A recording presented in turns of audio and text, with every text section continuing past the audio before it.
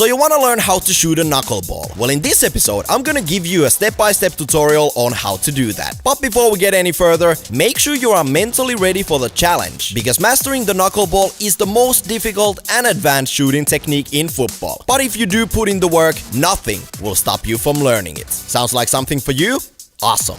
Keep on watching.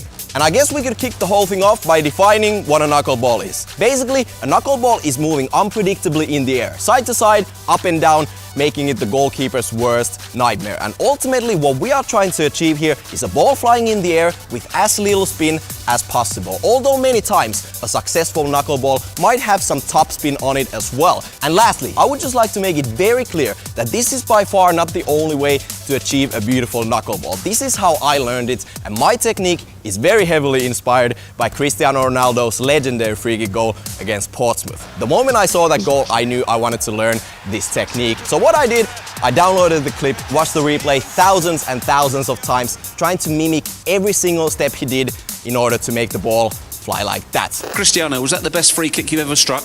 It's difficult to say, but maybe this one is the best.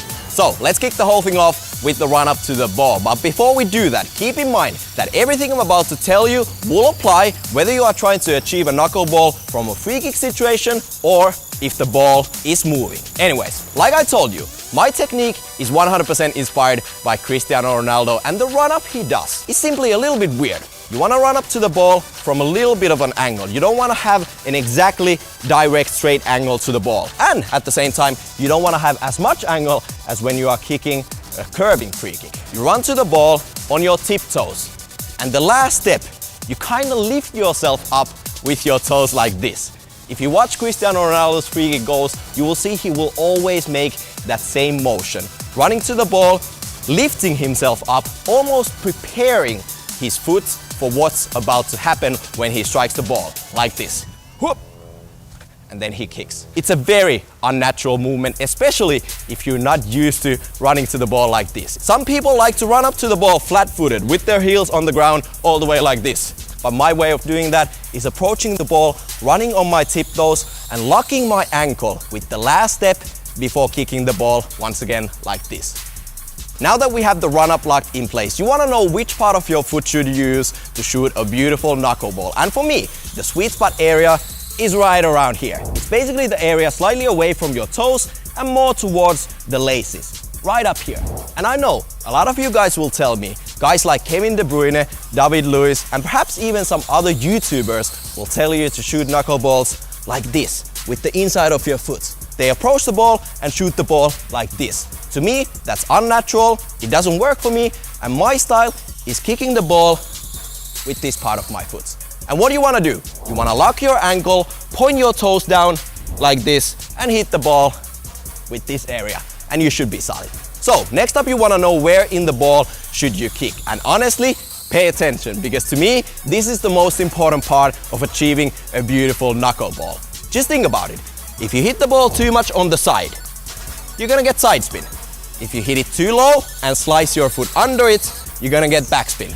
And like we learned in the beginning, we are trying to shoot the ball with as little spin as possible, if not with a little bit of beautiful top spin. And the way to achieve that is to hit the ball in the dead center, slightly on the lower half. The reason you wanna kick the ball slightly on the lower half of it is simply because if you hit the ball too high, it's not gonna have any air on it, and it's just gonna roll on the ground. Also, when shooting knuckleball free kicks, you've probably seen a lot of people searching for the valve and facing it towards them on their run-up like this. And while it's not gonna make the ball fly any more weird in the air, it is a very good thing to do because you actually get a visual reference on where the dead center of the ball is. But honestly, this tip is more for the people who just have a routine of shooting free kicks and they want to do it the same way every single time. So, the last thing on our menu is the follow through. And long story very short, you want to keep your follow through short and sharp while leaning over the ball like this. So compared to some other techniques out there, in order to shoot a beautiful knuckleball, you don't want to follow through by just letting your foot swing all the way up like this. And you don't want to stop your follow through completely after your initial contact with the ball. So basically what happens is that after you hit the ball and you follow through quick and sharp, your foot is gonna go slightly across your body, and what that does is makes your non-kicking foot drag along the ground like this. Don't worry about that movement. It just happens because your foot and your whole body weight is pushing you slightly on the side. So putting all the steps together, you approach the ball with your tiptoes, you prepare and lock your ankle on your last step before hitting the ball, kick the ball with the instep area right here in the dead center, follow through, lean over the ball, and you're good to go.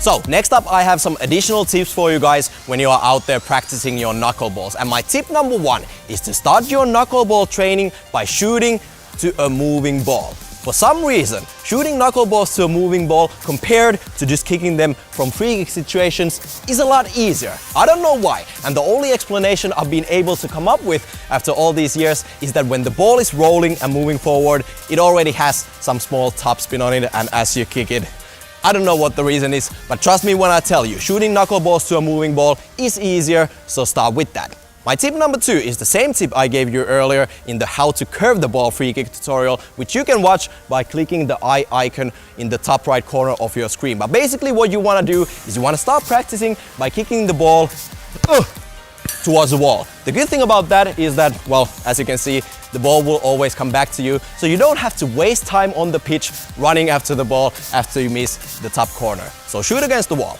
Tip number three, don't give up on your training. Shooting knuckleballs is hands down the most difficult shooting technique in football, and depending on your skill level, mastering the knuckleball will take anywhere from months to years. So be consistent, stay positive, and keep practicing.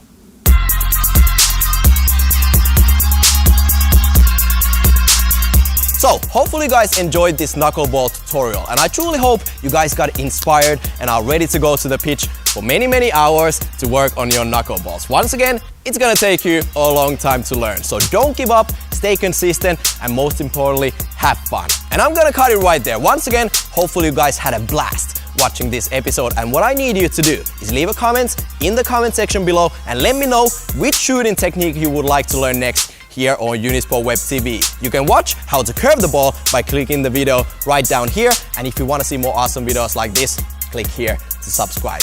Again, stay consistent, don't give up, and work on those knuckleballs. I'm out.